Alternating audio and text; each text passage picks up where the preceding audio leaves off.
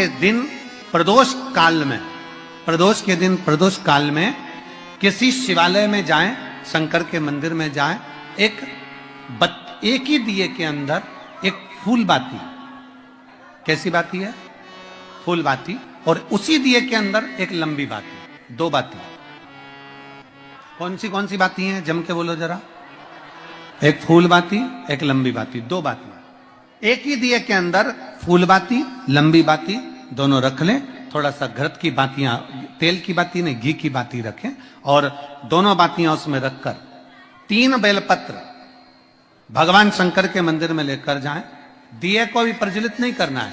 पहली बेलपत्र नंदीश्वर की, जो ऊपर का भाग होता है जिसको हम शिव तत्व भाग कहते हैं, नंदी के पीठ पर एक भाग होता है जिसको शिव तत्व भाग कहा जाता है, वो नंदी की पीठ पर जो भाग है वहां पर एक बेलपत्र समर्पित करें। दूसरा बेलपत्र आप जो माता पार्वती जी का, जैसे ये शिवलिंग है और ये गोल भाग है, ये माता पार्वती जी का हस्तकमल है, तो माता पार्वती जी का जो हस्तकमल है, इस हस्तकमल पर कहीं पर भी एक बेलपत्र आप समर्पित कर दें।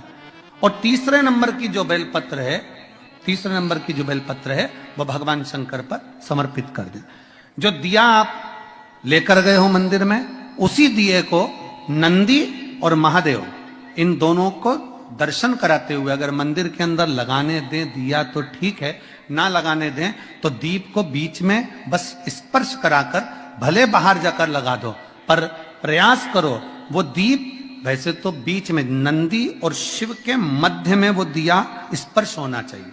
जैसे ये नंदी है और ये शिव है, तो इसके मध्य में दीप स्पर्श कर ले, भले उसको जलाने ना दे, पर स्पर्श मात्र कर कर अगर आपने एकांत में कहीं पर भी ले जाकर लगा दिया, उस दीप को जला दिया, तो गया हुआ कितना भी करोड़ रुपया हो, वो धीरे धीरे कर कर गया हुआ धन हमारा वापिस आता ही है। कोई खाकर भी बैठ गया तो देगा जरूर, वो धन आएगा जरूर, कैसे भी आएगा, पर अपनी संपदा वापिस। शिव तत्व की प्राप्ति है, भगवान शंकर की प्राप्ति। सबका किया है मेरा भी उद्धार कीजिए, उद्धार कीजिए, हे त्रिपुंडधारी, है त्रिशूलधारी। आप दिल से जब बाबा से कहेंगे, अपने मन से जब भगवान को प्रार्थना करेंगे, अपने हृदय से जब शिव को पुकारेंगे, क्यों ना मिलेगा। गया हुआ धन केवल चौखट पर स्पर्श मात्र करा था पारो के पुत्र ने, और स्पर्श मात्र करने से उसका पूरा की पूरा किस्मत बाबा ने बदल दिया, उसका भाग्य बदल। एक भगवान राम भी अगर मृत्यु लोक में आए तो उनको भी अपने कर्म की गति का स्मरण करना पड़ा।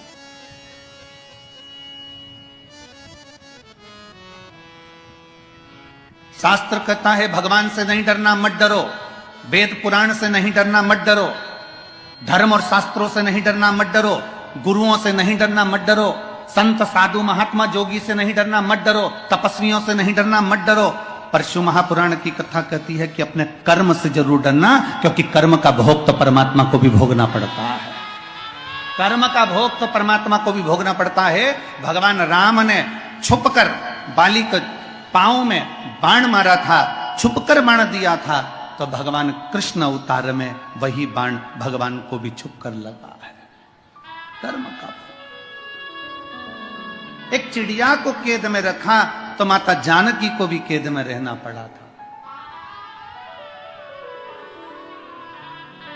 अपनी कर्मगति का भोग सबको भोगना है। स्वयं रामकृष्ण परमहंस जी, स्वयं रामकृष्ण परमहंस जी अपने कक्ष में बैठे हैं और स्वामी विवेकानंद जी कह रहे हैं, गुरुदेव आप पर मां जगदम्बा, दुर्गा, भवानी, मां शारदा इतनी प्रसन्न है। गुरुदेव एक बार मां शारदा से कहो ना कि तुम्हारा शरीर का रोग समाप्त कर दे।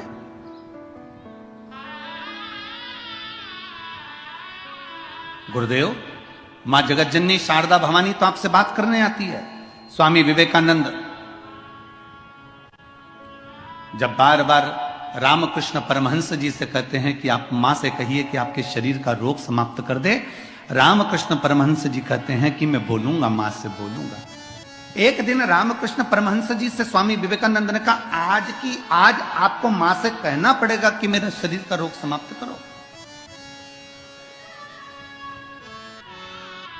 रामकृष्ण परमहंस जी अपने कक्ष में चले गए, दरवाजा बंद कर लिया। नरेंद्र को लगा, स्वामी विवेकानंद जी को लगा कि अब मेरे गुरुजी मां से कहेंगे कि मेरे शरीर में जो रोग हो गया है, जो कैंसर जैसी बीमारी हो गई है, इसको समाप्त कर दो मां। मां आई, जगत जननी दुर्गा भवानी मां शारदा आ गई, और शारदा भवानी जैसे ही सामने आई और मां सामने आते से पूछती है रामकृष्ण से, हे रामकृष्ण क्या बात है, मुझे क्यों याद किया? मां, ये स्वामी विवेकानंद बार बार कहता है कि तुमसे बात करो, इसलिए मैंने तुम्हें पुकारा है। ये नरेंद्र रोज कहते हैं कि मैं तुमसे पूछूं, इसलिए पुकारा है मां मैंने। क्या चाहिए? मां शारदा कह रही है, बोल बोल रामकृष्ण क्या चाहिए? रामकृष्ण परमहंस जी कहते हैं, मां बस इतनी कृपा करना कि जब मेरे प्राण छूटे ना मां, तो तेरी गोद मिल जाए, इससे बढ़कर और कुछ भी नहीं चाहिए। तेरी गोद मिल जाए, इससे बढ़कर और कोई सुख नहीं चाहिए, इससे बढ़कर कोई संपदा नहीं चाहिए।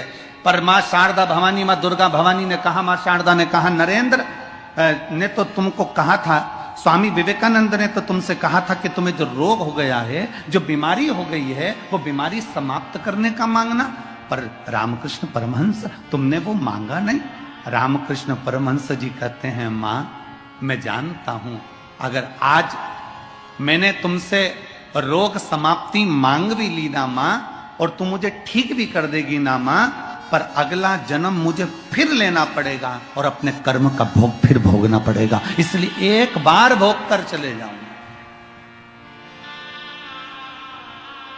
एक बार मैं अपने कर्म का भोग भोग लूं, एक बार मैं अपनी कर्म गति का भोग भोग लूं, एक बार मैं अपने कर्म का जो भोग है उसे भोग लूं। शिव महापुराण की कथा कहती है, अगर अपनी ड्यूटी का समय सुबह 8 बजे से लेकर शाम को 4 बजे तक है, सुबह 8 बजे से 4 बजे तक ड्यूटी पूरी करो। अगर आधी ड्यूटी करोगे तो तुम्हारे को फिर रात्रि में आकर ड्यूटी करना पड़ेगी, या दूसरे दिन ज्यादा ड्यूटी करना पड़ेगी, ज्यादा दिन ज्यादा खड़े रहना पड़ेगा, दूसरे दिन ज्यादा खड़े रहना पड़ेगा। अपनी ड्यूटी पूरी करो। उसी तरह शिव महापुराण की कथा कहती है, मृत्यु लोक में जन्म लेने के बाद, मानव शरीर मिलने के बाद हमारी कर्म गतियां हमको भोगना है। जितना भोग सकते हैं आज भोग लें, और भोगने के साथ में भगवान शंकर पर एक लोटा जल चढ़ाते चढ़ाते हमको मालूम ना पड़े कि हमारे कर्म गति का भोग हम कैसे भोग रहे हैं। शिव को समर्पित कर कर,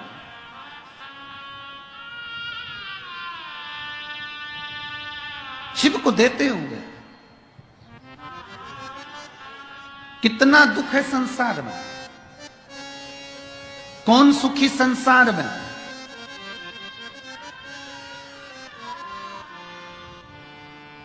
धन का बिस्तर मिल जाए पर नींद को तरसे नहीं, धन का बिस्तर मिल जाए पर नींद को तरसे, और कांटों पर भी सोकर आए, कांटों पर भी सोकर आए, किसी के मन को अरे कोई कारण होगा, अरे कोई कारण होगा। डनलप का गद्दा है, ऐसी का रूम है, रात्रि को पीने के लिए गिलास दूध आ गया, सब कुछ सुख है, खाने के लिए ड्राई फ्रूट्स आ गया, सारा सुख है आपके पास में, और मालूम पड़े रात्रि को सोने से पहले नींद की गोली खाना पड़ रही है। शिव तत्व कहता है, शंकर भगवान की कथा कहती है, दुनिया का सबसे सुखी व्यक्ति कौन सा है? तो शिव महापुराण की कथा कहती है, दुनिया का सबसे सुखी व्यक्ति वो है जिसके सोने वाले कमरे में, जिस कक्ष में वो सोता है, उस कक्ष में कोई टेबलेट नहीं, कोई दवाई नहीं, कोई विक्स नहीं, कोई बाम नहीं, समझ लेना दुनिया का सबसे सुखी व्यक्ति। जिसके सोने के कमरे में, विश्राम के कमरे में भी अगर दवाइयां रखी हुई है, सोने के कमरे में अगर टेबलेट रखी हुई है, सोने के कमरे में दवाइयां खाकर रात्रि को सोना पड़ रहा है, दवाइयां लेकर अपने रात्रि का विश्राम करना पड़ रहा है, तो समझ लेना कि दुनिया का आप सुखी व्यक्ति नहीं हो। प्रथम सुख, जम के बोलो, निरोगी काया। जरा जम के बोलो, प्रथम सुख निरोगी काया। सो रहे हो, बाजू में दवाई रखी है, सो रहे हो, बाजू में बिल्कुल गोलियां रखी हुई है, टेबलेट रखी हुई है, खाए बगैर नींद नहीं आती, पाँव दुख रहा है उसकी टेबलेट खा ली, सिर दुख रहा है उसकी टेबलेट खा ली, पेट दुख रहा है उसकी टेबलेट खा ली, जरा सी घबराहट हुई उसकी टेबलेट खा ली, बीपी ऊंचा नीचा हो रहा है उसकी टेबलेट खा ली, शुगर ऊंची नीची हुई उसकी टेबलेट खा ली। दुनिया का सबसे सुखी व्यक्ति वो है जिसके सोने वाले कमरे में कोई टेबलेट नहीं, कोई दवाई नहीं, कोई औषधि नहीं। वो दुनिया का सबसे सुखी व्यक्ति। वरना कमा तो रहे हो, भरी जवानी है, 4-4 दुकानें चला रहे हो, भरी जवानी है, बहुत अच्छी नौकरी कर रहे हो, भरी जवानी है, खूब कमाया, 60-70 हजार, 1 लाख 2 लाख 5 लाख रुपए महीना भी कमाया, और मालूम पड़े कि घर में कभी पत्नी बीमार पड़ रही, कभी बच्चे बीमार पड़ रहे, कभी माँ बीमार पड़ रही, कभी पिता बीमार पड़ रहा, और मालूम पड़े कमाया हुआ सारा धन बीमारी में लगता जा रहा है। तो विचार करना कि वो कमाई का क्या फल मिल गया। प्रथम सुख है निरोगी काया।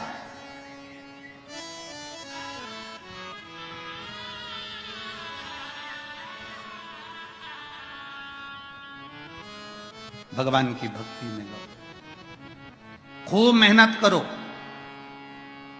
निवेदन है जो कल निवेदन करा था, आज फिर कर रहे हैं। शरीर की कैपेसिटी से ज्यादा कमाओ, मना नहीं है, जितना कमा सकते हो उतना कमाओ। परशु महापुराण की कथा कहती है कि वो धन जो तुमने कमाया है वो अपने ऊपर, खुद के ऊपर खर्च भी करो, जोड़ जोड़ कर रख कर चौकीदार मत बनो। स्वयं का कमाया धन स्वयं के लिए भी होना चाहिए। यहां बंडे बाबा बैठे हुए हैं, इनका सामने सफेद एक झोला रखा हुआ है, बस ये झोला है, और तन पर जो कपड़ा पहने हैं बस वही कपड़ा है, धोते हैं वापिस पहन लेते हैं। भारत की भूमि पर अगर ये आते हैं तो 24 घंटे एक शहर में रहते हैं, दूसरे दिन दूसरे शहर में चले जाते हैं, उस शहर का पानी दूसरे दिन नहीं पीते, और आसमान में ही, फ्लाइट में ही ज्यादातर सफर निश्चित करते हैं। विदेश में अगर जाते हैं तो एक देश में एक दिन रहते हैं, दूसरे दिन उस देश में नहीं रहते, अगले देश में पहुंच जाते हैं। बाबा जी प्रणाम आपको। पकड़ संग पूरा सफर करना।